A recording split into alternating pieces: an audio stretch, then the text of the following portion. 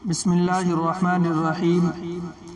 حضرت جابر بن عبداللہ رضی اللہ عنہما سے روایت ہے کہ ایسا کبھی نہیں ہوا کہ رسول اللہ صلی اللہ علیہ وسلم سے کسی چیز کا سوال کیا گیا ہو اور آپ صلی اللہ علیہ وسلم نے انکار کر دیا ہو۔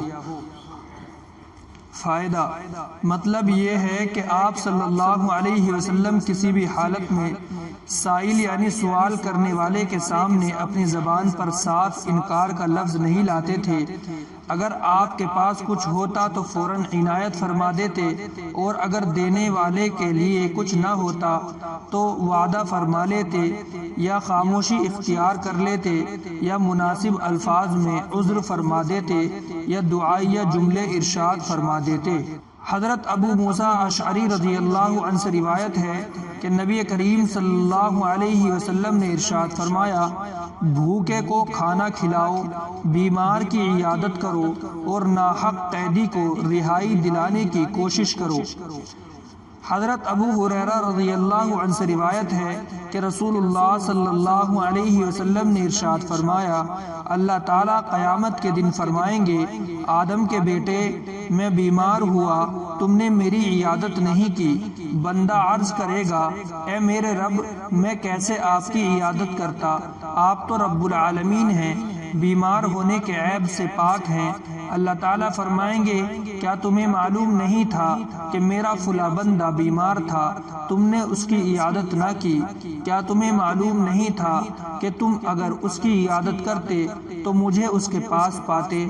آدم کے بیٹے، میں نے تم سے کھانا مانگا، تم نے مجھے نہیں کھلایا۔ بندہ عرض کرے گا: اے میرے رب، میں آپ کو کیسے کھانا کھلاتا؟ آپ تو رب العالمین ہیں۔ اللہ تعالیٰ فرمائیں گے: کیا تمہیں معلوم نہیں تھا کہ میرے فلاں بندے نے تم سے کھانا مانگا تھا، تم نے اس کو کھانا نہیں کھلایا؟ کیا تمہیں معلوم نہیں تھا کہ اگر تم اس کو کھانا کھلاتے تو تم اس کا ثواب میرے پاس پاتے؟ آدم کے بیٹے، میں نے تم سے پانی مانگا تھا، تم نے مجھے پانی نہیں پلایا۔ بندہ عرض کرے گا: اے میرے رب، میں آپ کو کیسے پانی پلاتا؟ آپ تو رب العالمین ہیں۔ اللہ تعالیٰ فرمائیں گے: میرے فلاں بندے نے تم سے پانی مانگا تھا، تم نے اس کو نہیں پلایا۔ اگر تم اس کو پانی پلاتے تو تم اس کا ثواب میرے پاس پاتے۔ حضرت ابو ہریرہ رضی اللہ عنہ روایت کرتے ہیں کہ رسول اللہ صلی اللہ علیہ وسلم نے ارشاد فرمایا: جب تم میں سے کسی کا خادم اس کے لیے کھانا تیار کرے، پھر وہ اس کے پاس لے کر آئے، جبکہ اس نے اس کے پکانے میں گرمی اور دھوئیں کی تکلیف اٹھائی ہو، تو مالک کو چاہیے کہ اس خادم کو بھی کھانے میں اپنے ساتھ بٹھائے اور وہ بھی کھائے۔ اگر وہ کھانا تھوڑا ہو جو دونوں کے لیے کافی نہ ہو سکے تو مالک کو چاہیے کہ کھانے میں سے ایک دو لقمے ہی اس خادم کو دے دے۔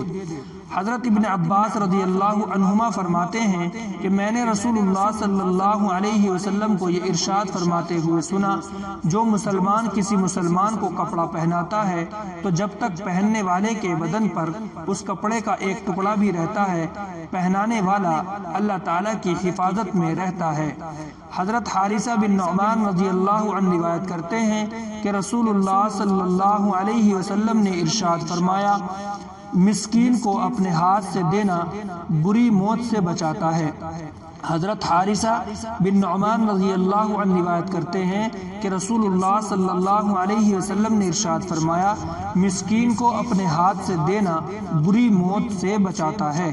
حضرت ابو موسیٰ رضی اللہ عنہ روایت کرتے ہیں کہ نبی کریم صلی اللہ علیہ وسلم نے ارشاد فرمایا: وہ مسلمان امانت دار خزانچی جو مالک کے حکم کے مطابق خوش دلی سے جتنا مال جسے دینے کو کہا گیا ہے اتنا اسے پورا پورا دے دے تو اسے بھی مالک کی طرح صدقہ کرنے کا ثواب ملے گا۔ حضرت ابو موسیٰ رضی اللہ عنہ روایت کرتے ہیں کہ نبی کریم صلی اللہ علیہ وسلم نے ارشاد فرمایا: وہ مسلمان امانت دار خزانچی جو مالک کے حکم کے مطابق خوش دلی سے جتنا مال جسے دینے کو کہا گیا ہے اتنا اسے پورا دے دے تو اسے بھی مالک کی طرح صدقہ کرنے کا ثواب ملے گا۔ اللہ سے دعا کیجیے اللہ عمل کی توفیق عطا فرمائے اور ہمارا خاتمہ ایمان پر فرمائے۔ سبحان اللہ و بحمدہ، سبحانک اللہم و بحمدک، نشہد ان لا الہ الا انت، نستغفرک و نتوب الیک۔ سبحان ربک رب العزة عما یصفون، وسلام علی المرسلین، والحمد للہ رب العالمین۔